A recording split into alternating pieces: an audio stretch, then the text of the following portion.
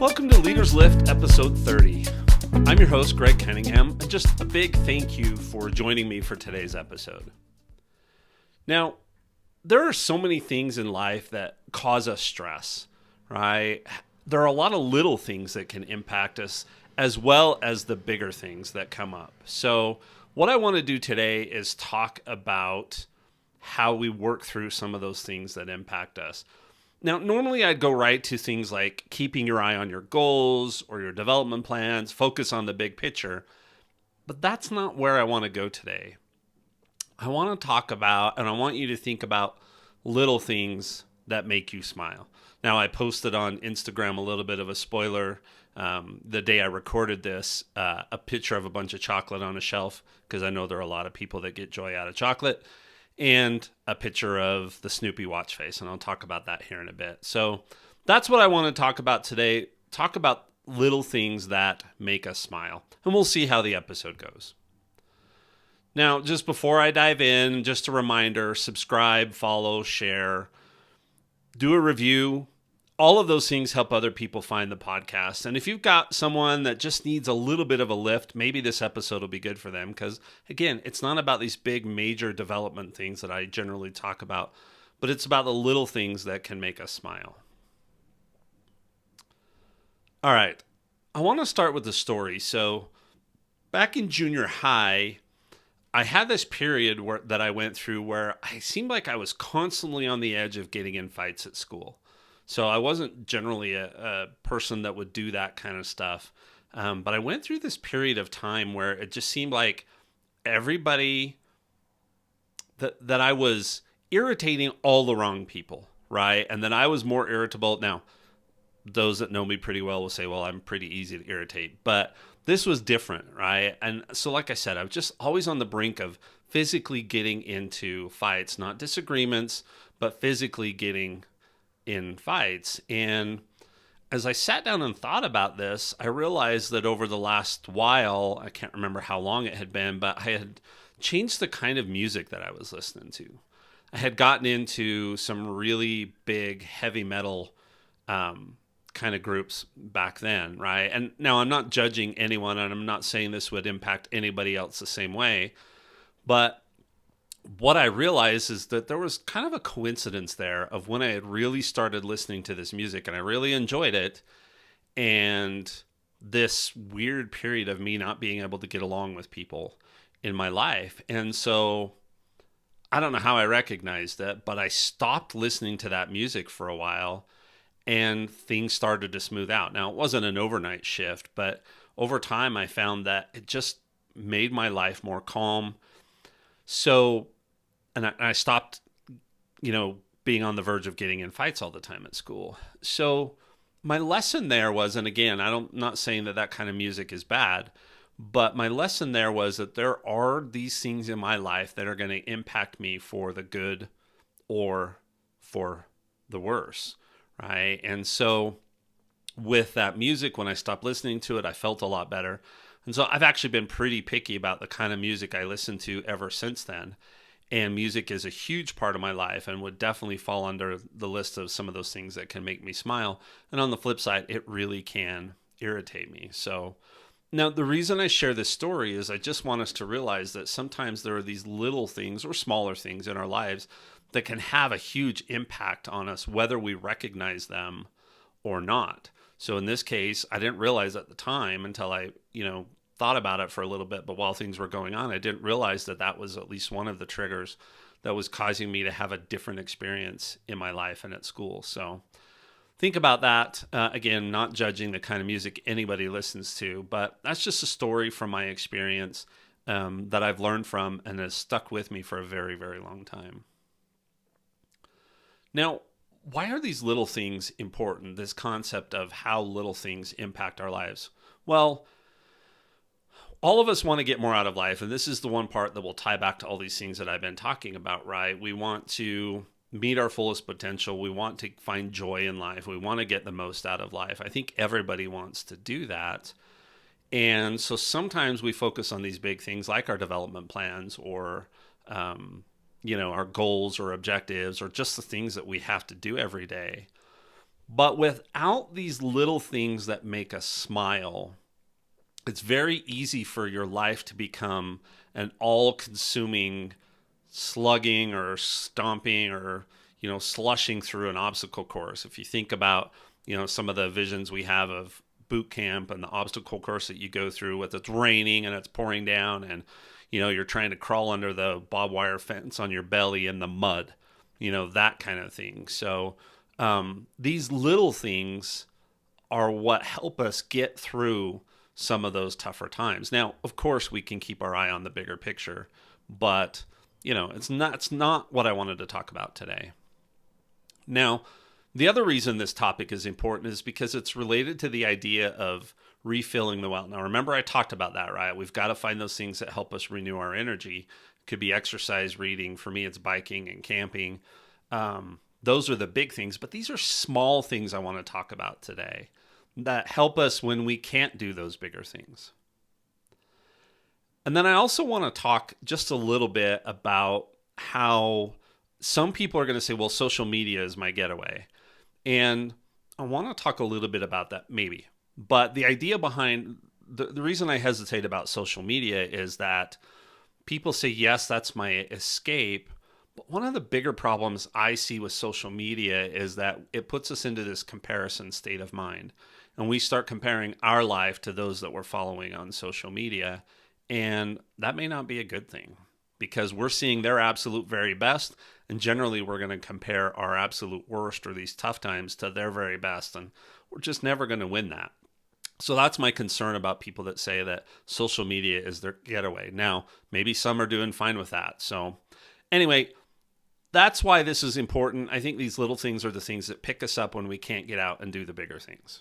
Okay, so just a little more about what I'm really talking about here. And this is the idea that all of us should find fun little things that just make you smile. Now, I put on Instagram a picture of one of the Snoopy watch faces. For those of you who don't know what I'm talking about, on the Apple Watch, the new version of watchOS 10, I've been running the beta for the last couple of weeks, and they put in this Snoopy watch face that has a whole bunch of animations. And it took, 48 hours before I started to see consistent repeats of the animations, so there were a ton of them. And it was just nice that every time I looked at the time on my watch or turned my wrist up, that I would see Snoopy doing something that was really, really cool and fun. And it just made me smile. And that's actually what got me thinking about this topic. I also posted chocolate. I posted that picture of a whole bunch of chocolate. And sometimes there are fun little things like that that can make us smile. Now, I do want to point out that we have to be careful and not take things to extremes, because too much of a good thing actually is not a good thing, right? And so if you're going to eat chocolate for breakfast, lunch, and dinner, and that's all you eat, it's probably not going to be good for you and probably not going to help you smile. So, but that's what I'm talking about, are finding these fun little things. And I'll give you some more examples here in just a bit. But also on the flip side of this, it's also about eliminating the little things that don't matter, that bring you down. And just an example here, and I'm not going to name names or anything like that, but I used to listen to a particular podcast all around technology, and it was a great show. And it was a panel show, and there were several panelists, and really, really enjoyed it. But over time, I realized that every time one of the panelists started to talk, I just didn't like it, right? I didn't want to hear what they had to say. There was a lot of negativity, and it almost seemed like they were playing devil's advocate just to play devil's advocate. Now, that could have been their role on the podcast, fine. But I just realized that I didn't like that anymore. And so I stopped listening to that podcast. And there are plenty of other podcasts out there about that same type of content. But that's just one example of not just finding fun little things, but then also looking at those little things. So in this case, I found music, certain kinds of music, back when I was younger. And now this podcaster that I just decided I don't want to listen to that anymore because it doesn't help me feel better. It actually makes me feel worse. Okay. Now, how do you figure this out? It's really just a matter of being deliberate. I always talk about being deliberate, and paying attention to what goes on, right? I mean, like this morning, so I haven't felt good most of this week, and I always have this idea that if I get up on time, if I get up early and get going, that I'm going to have a better day. Well, This week has been even more difficult because I haven't felt good, I haven't been sleeping well, so I've wanted to, have a slower start to the day. But finally today I started to feel better and I got up on time. Now, honestly, part of that was because Apple did pre-orders this morning and I had to get up and do that. Well, I didn't have to, but I chose to. And so I got up and got going and I just have way more energy. And I think part of that is the fact that I'm feeling better, but also getting up and getting going. And so there's this experimentation that you have to do to figure this out for yourself. And so, one of the great things coming out in the new version of iOS, so the operating system for the iPhone, is this mental state tracking where you can go in and keep track of and say, hey, I'm really not feeling great today, not talking physically, but mentally I'm kind of not there today, and you can put in there why. So being able to track something like that, or journaling and saying, well, I did this today and it didn't really go well and I didn't feel great about it, or I did this and all of a sudden I had lots of energy. So that's one way that you can do this. And then just paying attention to some of these little things and noting when they make you feel good. And then do more of those and eliminate a bunch of the other stuff that you just don't need.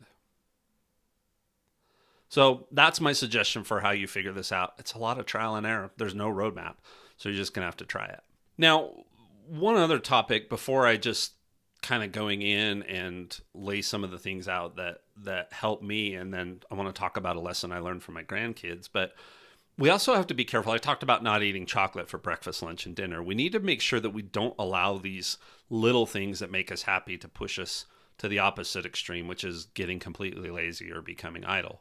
Because, there are parts of any job, parts of my company, things that I have to do that I just don't enjoy doing. And so if I said I'm going to eliminate every single thing in my life that I don't enjoy doing, I'm going to be in trouble. There are things you just have to do, like I have to mow the lawn, not really something I enjoy doing. So we can't go to the extreme on any of this and eliminate everything that doesn't bring us joy and only focus on these little things do. Otherwise, we're going to get caught up in those things and we're probably not going to make progress, because life is not really intended to be easy, right? So what I want to say is we've got to find these little things that help us along our path, that make it a little bit easier for me to go out and mow the lawn. So putting on a nice pair of headphones and listening to something while I'm out mowing the lawn, that's how I get through it, right? So don't let these things lull you into a false sense of security or make you become lazy or idle. And then the other side of this, because I've given this a little bit of thought, I also would suggest that you be careful about turning your fun things into your jobs. Now, what do I mean by that? So I follow a bunch of creators that camp and mountain bike and do these things that I really, really enjoy doing. And there was one point where my wife and I talked about potentially, living in our RV on the road, and that's still a goal. But then saying, okay, well, we'll do all of this video and all of this kind of stuff, and I'll start recording my mountain bike rides and things like that. But as I stopped and thought about it, one of the things that I didn't want to do was to say, hey, we're going on this amazing camping trip, and then invent the things that we need to do to create good content, right? To be worried about, well, did we video this? Or, okay, let's go recreate that impromptu thing that happened so that we can get it on video. And my problem with that is I was worried that those hobbies, those things that I super enjoy, that I would turn it into a job. And there's been a little bit of that with this podcast, where there are times where I just think it's kind of a drudgery to take this thing that I absolutely love, which is leadership and helping others and development, and put out this podcast every week. And so I'm not there. I'm still enjoying what I'm doing, but be careful about saying, oh, I'm going to fill my life with these fun things, and that's how I'm going to make my living. And there's the saying that says, do something you love and you'll never work a day in your life. Okay. But there's this balance here, right? Do I really want to turn something that as a hobby that I'm passionate about, or something that just makes me smile, into my career? I don't know. And you'll have to answer that for yourself. Okay. Now, some of the things that have helped me, and I'm not giving you this list to say this is what'll help you, but I'm more giving you this list so that you'll start thinking about some of these small things in your life, right? And so I like technology, so I like to have gadgets. I like to be involved with gadgets. And, I've talked a lot about camping, which is a bigger thing, not necessarily what I'm talking about today. But when I go camping, I like to spend a lot of time sitting in my hammock with my devices. And that's great. I love that tech. So, being able to go read a book on a iPad instead of a physical book, or like I said, the Snoopy watch face popping up on my watch every time I lift up my wrist and I see a new Snoopy animation, or being able to play with or explore new technology. So that's something fun. And I do a tech podcast, Gadgets for Families. You can look for that. But I've not tried turning that into my main income. I haven't gone nuts with that. We're just a buddy of mine. We're doing that to have fun and talk about things that we enjoy. So that's something that is helpful for me, because every day I'm thinking, okay, what's something that I need to add to the next episode of that podcast? So that's a fun little thing that I do. But reading is a way that I escape. And I read a lot of books that are more intended for a younger audience, right? They're not always these super complex. Now, I do read some, actually quite a bit more of late. But if you had to ask me what my favorite genre of book would be, it's going to be the stuff that's like Harry Potter, right? That really wasn't written specifically for adults, but was written more for younger kids to get them into reading. And, it's just because it's easy to read, right? I mean, I've read Les Miserables. It's huge. It's fat, right? There's so much detail in it. But that's not the kind of stuff I'm going to read to make me smile. That's the kind of stuff I'm going to read if I really want to slug through something. I mean, same thing. One of my favorite series is The Wheel of Time by Robert Jordan. And I love those books, but I always hit this certain point and I've never gotten past the book. I can't remember which one it is. So I've never completed the series just because it gets to be too much slogging through detail. I'll keep trying. Hopefully I'll get it done before I can't read anymore. But I haven't got through that because it's not one of those little things that just makes me smile. It's more of effort and have to dive into it. But I do enjoy reading. I do listen to music or podcasts. I have something audio going almost all the time. I mean, even when I'm working in depth on an assignment for a client, I'll have some sort of music playing in the background, something that won't distract me. So I'll throw up some John Williams movie themes or something like that, right? Just taking a break and going out and spending a couple of minutes with the grandkids helps me, just makes me smile, helps me reset. So those are some of the ideas, some of the things that help me, right, that make me smile.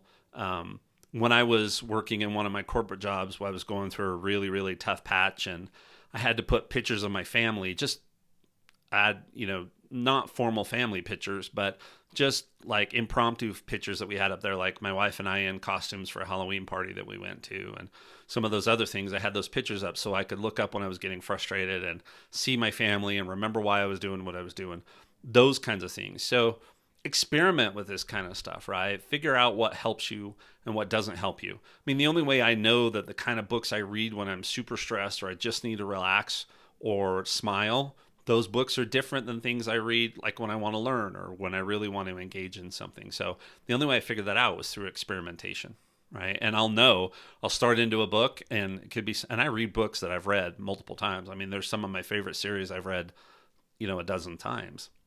And I'll start in on a book and I go, oh yeah, no, not the right mindset for that. So do some experimentation and just find what works for you. Now, last of all, one of the other things that you can do to try to figure some of this out is observe the little kids that are in your life. So I've got my 3 grandkids living with me, and I've learned as I've watched the 4-year-old, who's the most engaged, I've learned a lot from her lately. And one of the things I've learned is just how you can find joy in every day. And she went through this period of time where every day she would say, "This has been the best day ever." And I started paying attention to why she was saying that. And it's when she was able to do something new, right? So if we were able to do something that she had not done before on that day, it was the best day ever. And the other day in the morning, she was getting ready to go to school, and she's like, "This is a perfect day." And I have no idea why she said that, but these kids are able to find so much joy just from new things and from their curiosity. And maybe that's something that will help you, is you need to explore something new on a regular basis. But one quick story. So we've got a little bike trailer that we pull behind our e-bikes, but then we realized that we could only take two of the kids. And so we got a bike seat to mount on the back of my bike, and we have the trailer. So now we can take all three grandkids on a ride at the same time. And so we were going on a ride, and I had one of the kids up in the seat and the other two in there, and we got part of the way through the ride, and we were pointing out the animals and the farm fields because we were going out through the fields here in the small town where we live. So we reached this point in the ride where we wanted to move the one kid out of the seat and into the trailer and move the oldest granddaughter into the seat. And so we did that, and she really did not want to get up in that seat. It's the first time she had ridden in it. She's up kind of high, had a hard time figuring it out, but we convinced her to get in, and we went on with our ride. And as we started after that, we were pointing out that different animals that we could see, and she was getting excited. And then we have a small airport in our town, and we rolled by that, and she could see the planes, and because she wasn't in that trailer with the walls surrounding her, and she was pointing out the airplanes and just getting, oh, look at that airplane and look at that. And she was just getting so excited about these things. And then I told her we were going to go see some really tall corn because it's that time of year. And she's like, okay. And so when we got there, I said, okay, here we go. Here comes the really tall corn. And we turned the corner down, and the corn was right next to her on the road, and it was way taller than her head. And she just got so excited to see that tall corn. Now, most of us are going to think about, why are you excited to see a cornfield? Well, it was something new for her, right? And she just got so excited. And by the time we were done the ride again, she was a little scared to be in that seat above. But then by the time we were done, she was putting her arms out like she was flying and all that kind of stuff. And we actually got home, and then I decided I needed to go to the grocery store and would ride the bike. And she insisted on going with me and sitting in the seat so that we could go to the grocery store. And she was super excited about that too. And then a couple of days later, she asked me if she could go on another ride to see the corn again. So it stuck with her. And so tying this back into today's episode about finding these small little things, these are just little itty bitty things that are bringing real joy to these kids. And I think we could learn from that. As adults, we kind of have a lot of that stuff trained out of us. But when we're kids, we're so curious and everything's exciting and all that kind of stuff. So just think about this, right? What is the corn in your life? What is the Snoopy watch face in your life? And how can you incorporate enough of those things that it helps you work through on a daily basis those tough times when you're really struggling, that helps you refill at least a little bit of your well until you can go do something bigger that really refills the well, like for me, camping and biking.